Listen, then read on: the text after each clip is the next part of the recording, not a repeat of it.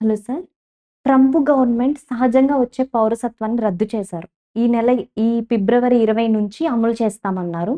ఆ తర్వాత పుట్టే పిల్లలకు పౌరసత్వం రాదనే భయంతో ఈ ఎన్ఆర్ఐ గర్భిణీలు ఏడో నెల, ఎనిమిదో నెల ఉండగానే సిజేరియన్ చేయమని డాక్టర్‌ను ఒత్తిడి చేస్తున్నారు.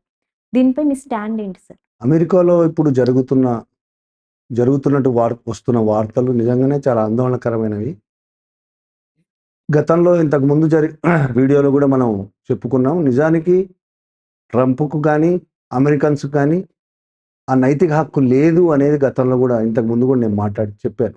ఆ నైతిక హక్కు లేదు యాక్చువల్లీ. అక్కడ పుట్టిన వాళ్ళకి పౌరసత్వం ఇవ్వకుండా ఆపడం కానీ, అసలు ఈ వేరే దేశాల నుంచి పోయిన వాళ్ళకి పౌరసత్వం ఇవ్వకపోవడం, దానికి సంవత్సరాలు వెయిట్ చేయించడం అనేది అది తప్పు. వాళ్ళకి ఆ హక్కే లేదు అసలు, నైతిక హక్కు. ఎందుకంటే వాళ్ళే వేరే చోటు నుంచి వచ్చిన వాళ్ళు. ఇంతకుముందు చెప్పినట్టు నేను స్థానికులైన రెడ్ ఇండియన్స్ను చంపి మారణకాండ సృష్టించి వీళ్ళు అక్కడ ఆక్రమించి వేరే చోటు నుంచి వచ్చి ఉన్నవాళ్ళు అమెరికన్స్. స్థానికులు కాదు. వాళ్ళే స్థానికులు కానప్పుడు, వాళ్ళే వేరే దేశాల నుంచి వచ్చినప్పుడు, ఇంకో దేశాల నుంచి వచ్చిన వాళ్ళు మాత్రం మా దగ్గర ఉండొద్దు, పౌరసత్వం ఇవ్వము, ఇవన్నీ ఆందోళన కలిగించేవి, చాలా నియంతృత్వానికి నిదర్శనం ఇవి. ఇంకొక వైపు చూస్తే భారతీయులు కానీ మిగతా కొన్ని ఆసియా దేశాల నుంచి, ప్రధానంగా పేద దేశాల నుంచి అమెరికాకు బతకడానికి పోవడం అనేది చాలా కాలంగా జరుగుతుంది. ఇందులో 2 రకాల పోతున్నారు. కొంతమంది ఉద్యోగం చాలా రకాలుగా పోతున్నారు. కొంతమంది ఉద్యోగం సంపాదించుకొని పోతున్నారు. అమెరికాలో ఉద్యోగం వచ్చిన తర్వాత పోతున్నారు. కొంతమంది అక్కడ చదువుకోవడానికి పోతున్నారు.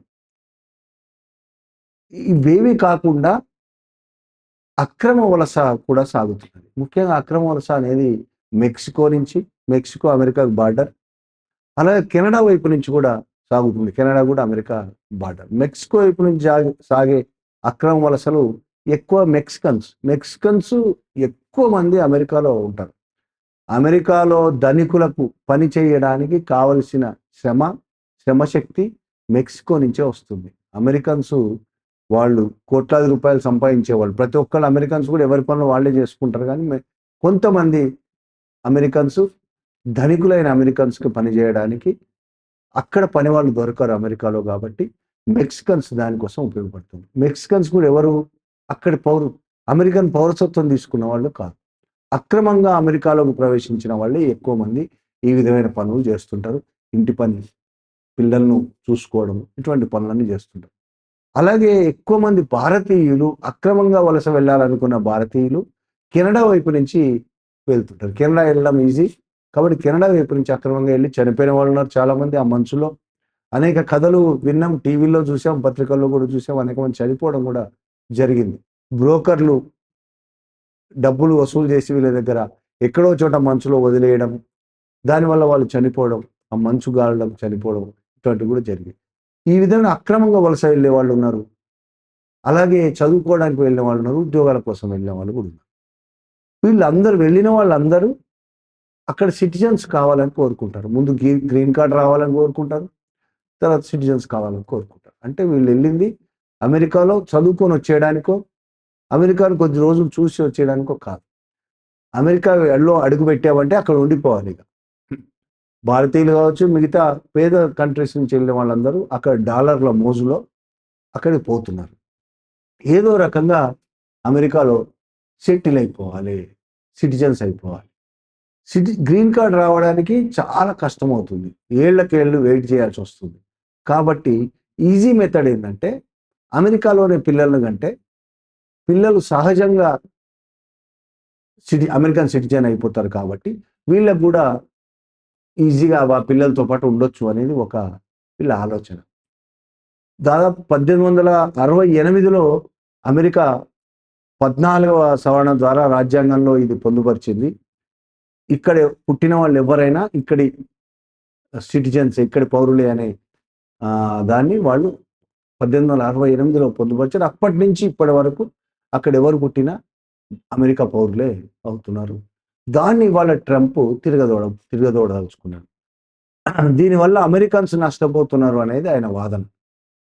బయటి వాళ్ళు వచ్చి ఇక్కడ పౌరులుగా ఉండడం వల్ల అమెరికన్స్ నష్టపోతున్నారు. కాబట్టి మేము అలా జరగనివ్వము. అక్రమంగా వలసొచ్చినప్పటికీ, ఏ ప్రూఫ్‌లు లేకపోయినప్పటికీ, అమెరికా లో ఉండడానికి తగ్గ ఏ కాగితాలు లేకపోయినప్పటికీ, అక్కడ పిల్లల కంటే చాలు, పిల్లలకైతే పౌరసత్వం వస్తుంది. దాని ద్వారా తల్లిదండ్రులు ఉండొచ్చు. కాబట్టి దాన్ని మేము రద్దు చేస్తున్నాం అనేది ట్రంప్ ఆర్డర్ ఇష్యూ చేశాడు, సంతకం పెట్టేశాడు. అయితే ఫిబ్రవరి 20వ తారీఖు నుంచి అది అమలవుతుంది. కానీ నిజంగా అమలవుతుందా? అది ఇంకా తేలలేదు. ఒక కోర్టు ఇప్పటికే ట్రంప్ ఇచ్చిన ఆర్డర్స్‌ను కొట్టేసి అమలు చేయడానికి వీల్లేదని చెప్పింది. అదేవిధంగా ఇది అమెరికన్ పార్లమెంట్‌లో ఈ బిల్లు పాస్ అవ్వాలంటే కూడా రిపబ్లికన్‌లకి మెజారిటీ లేదు. కాబట్టి ఈ బిల్లు పాస్ అవుతుందన్న నమ్మకం కూడా లేదు. అయినప్పటికీ ఏమో చెప్పలేం. 20వ తారీఖు తర్వాత పిల్లలు పౌరసత్వం రాకపోతే వాళ్ళ పౌరులు కాకుండా పోతారు. వాళ్ళ ద్వారా తాము అమెరికాలో ఉండాలనుకునే డాలర్ల కళ దెబ్బతింటుందనే భయంతో తల్లిదండ్రులు ఇప్పుడు అమెరికా ప్రసూతి హాస్పిటల్‌కి పరుగులు పెడుతున్నారనేది వార్తలు వస్తున్నాయి. మనకు పర్టిక్యులర్‌గా ఖచ్చితంగా తెలియదు ఏం జరుగుతుందో. ఇండియన్ మీడియా అది చెప్తున్నది. అక్కడ కొన్ని దృశ్యాలు కూడా చూపిస్తున్నది. 7వ నెల, 8వ నెల ఉన్నవాళ్ళు కూడా సిజేరియన్ చేయించుకోవడానికి 20వ తారీఖు లోపే సిజేరియన్ చేయించుకోవడానికి తహతహలాడుతున్నారనేది మనకు మీడియా చూపిస్తున్న అంశం. ఇది తల్లి, బిడ్డల ప్రాణాలకు ప్రమాదకరమైంది. బిడ్డల ప్రాణాలకు మరింత ప్రమాదకరమైంది. ఒకవేళ ప్రాణాలకు ప్రమాదం కాకుండా బిడ్డ పుట్టినా రేపు వాళ్ళ ఆరోగ్యం 7వ నెలలో బిడ్డను కంటే ఆరోగ్యం చాలా దెబ్బతినే అవకాశం ఉంది. ముఖ్యంగా నాడీ మండలానికి సంబంధించి చాలా తీవ్రమైన ఇబ్బందులు వస్తాయనేది డాక్టర్లు చెప్తున్నది. అదేవిధంగా ఊపిరితిత్తులు కూడా ఎదగవు అనేది డాక్టర్లు చెప్తున్నారు. అదే కాకుండా చాలా రకాలు పెద్దగా అవుతున్న కొద్దీ ఇంకా సమస్యలు కొత్తవి వస్తూ ఉంటాయి. కాబట్టి 7వ నెలలో కనడం తప్పని పరిస్థితుల్లో 7వ నెలలో కనే పరిస్థితి వస్తే అది వేరు. ఇది తప్పని పరిస్థితి కాదు. భౌతికమైన తప్పని పరిస్థితి కాదు. వీళ్ళు మానసికంగా ఇక్కడ డబ్బులు సంపాదించాలనే కోరిక తప్ప అందులో వేరే నిజాయితీ లేదు, సైన్స్ కూడా లేదు. కానీ దానివల్ల వాళ్ళు ఏం చేయబోతున్నారు రేపు? వాళ్ళ డాలర్ల మోజులో పిల్లల్ని నాశనం చేయదలుచుకున్నారు. వాళ్ళ భవిష్యత్తును నాశనం చేస్తున్నారు. వాళ్ళకి అర్థం కావట్లేదు. పిల్లల్ని 7వ నెలలోనే కని వాళ్ళ జీవితాంతం అష్ట కష్టాలు పడుతుంటే చూస్తూ వాళ్ళు ఉండగలరా? వాళ్ళని కని వాళ్ళకు పౌరసత్వం వస్తే వాళ్ళ ద్వారా తాము అమెరికాలో ఉండి డాలర్లు సంపాదించాలన్న కోరిక వల్ల, ఆ డబ్బులు సంపాదించే కోరిక వల్ల పిల్లల భవిష్యత్తు మొత్తం నాశనం చేయడం న్యాయమా? దాని గురించి కనీసం ఆలోచించట్లేదు. మీడియాతో అక్కడ ఒక తండ్రి అంటాడు, హాస్పిటల్ దగ్గర ఉన్న ఒక తండ్రి, మేము అనేక త్యాగాలు చేసి అమెరికాకు వచ్చాము. ట్రంప్ నిర్ణయంతో మా త్యాగాలన్నీ నిరుపయోగం అయిపోతుంది. ఏం త్యాగాలు చేశారు అమెరికాకు రావడానికి వీళ్ళు? ఏం భారతదేశం కోసం ప్రాణాలు తెగించేవాళ్ళు పోరాడారు? ఏం త్యాగాలు చేశారు? కొన్ని కుటుంబం కోసం అష్ట కష్టాలు పడుతూ పేదరికంలో ఆకలితో అక్కడికి పోయారా? కాదు కదా. అమెరికాకు పోయారంటేనే వాళ్ళు ఖచ్చితంగా middle class, upper middle class, ఆ పై వర్గం అయి ఉంటుంది. పేదవాళ్ళు ఎవరు అమెరికాలోకి వెళ్ళలేరు, బ్రిటన్లోకి వెళ్ళలేరు. వెళ్తే దుబాయ్ వెళ్తారేమో. దుబాయ్ లాంటి కంట్రీస్ వెళ్ళి బతుకుతారు తప్ప అమెరికాలోకి వెళ్ళారంటేనే వాళ్ళు ఇండియాలో బతకగలిగే పొజిషన్లో ఉన్నారని అర్థం. త్యాగాలు చేశారనే మాట మాట్లాడుతుంటే వాళ్ళు ముందు భ్రమంలో ఉన్నారు. ఆ భ్రమలు వాళ్ళు కల్పించుకుంటున్నారు. దేనికోసం? డాలర్ల కోసం.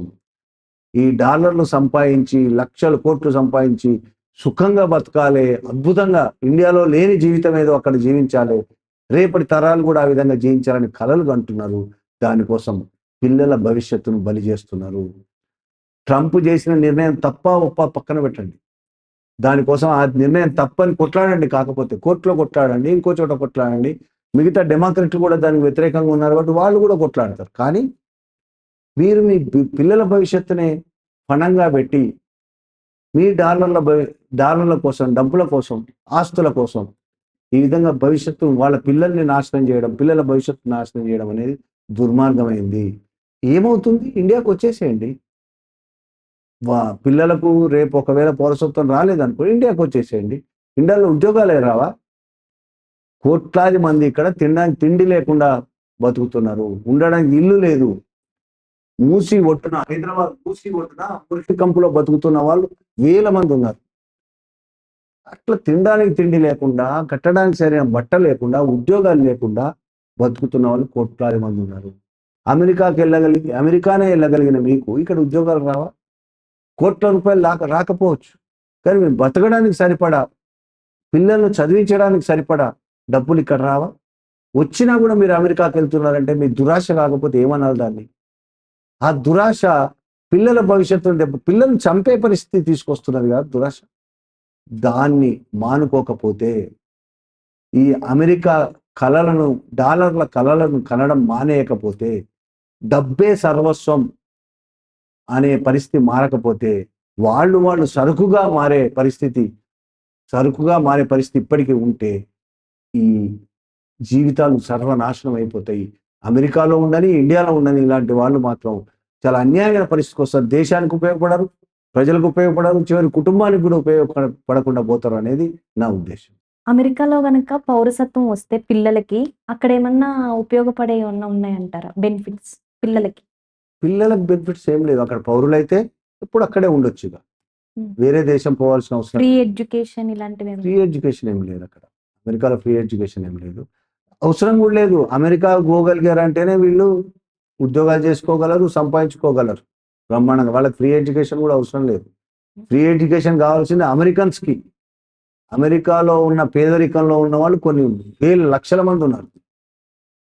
బ్లాక్స్ ఉన్నారు, అమెరికన్స్, రెడ్ ఇండియన్స్ ఉన్నారు, ఈ వైట్స్ కూడా చాలా మంది పేదరికంలో ఉన్నారు. వాళ్ళ కోసం షెల్టర్స్ కట్టిస్తుంది గవర్నమెంట్, మన ఫండ్స్ రిలీజ్ చేస్తుంది, అట్లాంటివి చేస్తుంటుంది. వాళ్ళకు అవసరం.